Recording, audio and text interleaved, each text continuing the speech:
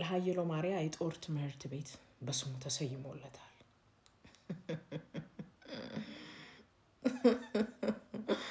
አይ ኢትዮጵያ አድዋ የሚል የጦር ትምህርት ቤት ግን የላትም ሀገራችን። አይገርምም? አሁን እኮ ሀየሎ ማርያ ጀግና እኮ ነው ምናምን የሚል አይጠፋም።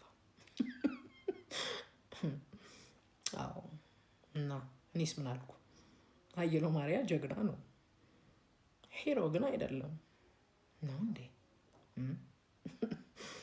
ሀየሎ ማርያ 30,000 የትግራይ ልጆችን ለኤርትራ መገንጠል ብሎ ወስዶ የገበረም አይደል እንዴ? ለምን ይዋሻል ግን? ማለት ለምን ያሳፍራል እንጂ እንደ ሀገር ይኮራበታል። ይኮራበታል ወገን። እንደ ግሉ ከረጄስ ሊሆን ይችላል፣ ታላቅ ጀግናም ነው ይሉታል አብረውት የተሰለፉት ሁሉ። ግን ናሽናል ፊገር አይደለም። ናሽናል ፊገር ነው ብላችሁ ትከራከሩኝ አትችሉም። ግን ይሄንን ጦር ለመራበት ጀግንነቱ የጦር ትምህርት ቤት ሰይመንለት በስሙ አድዋ የሚል የጦር ትምህርት ቤት ግን የለንም። አይገርም? የእኒያ ሁሉ ጀግኖች ስም። ለነገሩ ሀገሪቱን ከጦርነት መውጣት ነው ያለባት። የጦር ትምህርት ቤት ተሰየመ አልተሰየመ ብሎ የሚከራከር እኮ አይጠፋም።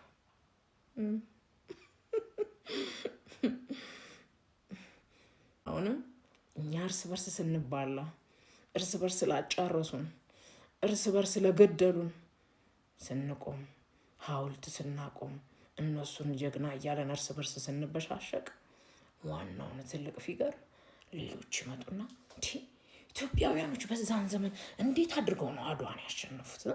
ያንን ሁሉ ኪሎ ሜትሮች እንስሳቶቹ እንዴት ተጓጓዙ? ምን እየበሉ? ያ ሁሉ ስንቅ፣ ያ ሁሉ ሎጂስቲክ እንዴት ተቻለ? በረሃብ ሊያልቁ ሲሉ ትግራይ ምድር ላይ የሚበላ ሳር ቅጠል ሳይቀር ሲያልቅ ገሚሶቹ ወደ ወልቃይት ምግብ ፍለጋ ሲሄዱ የቀሩት ብቻ ተዋግተው አሸነፉት እንዴ?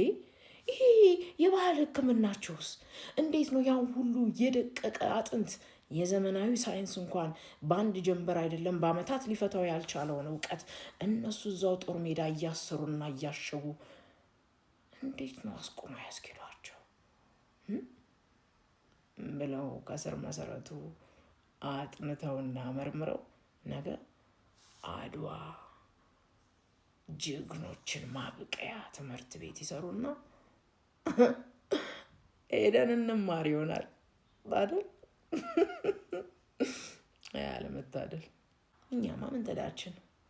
እዚህ እርስ በርስ ያቋሰለን፣ እርስ በርስ ያጣላን፣ እርስ በርስ ያጋደሉንን ጀግኖች ሐውልት እያቆምን እንቀጥላለን አይደለም?